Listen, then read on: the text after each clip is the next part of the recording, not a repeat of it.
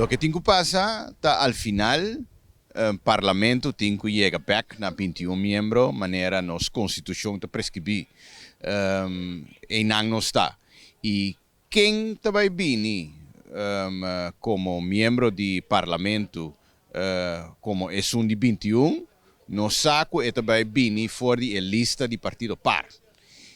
Nós estava como partido par e fração de par a verwacht que está verwacht que a senhora Emilu Capriles lo vai dentro do parlamento proximamente, pero agora que maneira onde não está awe no momento não aqui tem em Costa passa e porta assim na mes que a senhora Alcalá Valei lo bini do parlamento.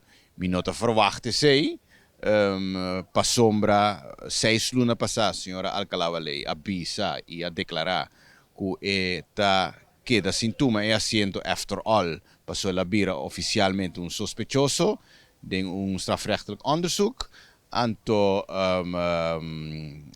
no que 30 parlamentos com o título E. Dus nós que vai passar den dia não que vai bini. Bom, lo bem claridade que a senhora Alcalá Valei vai hasi, que é assento que também na sua direção e tabira duidelijk também, dus quem te drenta e se é um que te bem drenta, tahanha é oportunidade para drenta.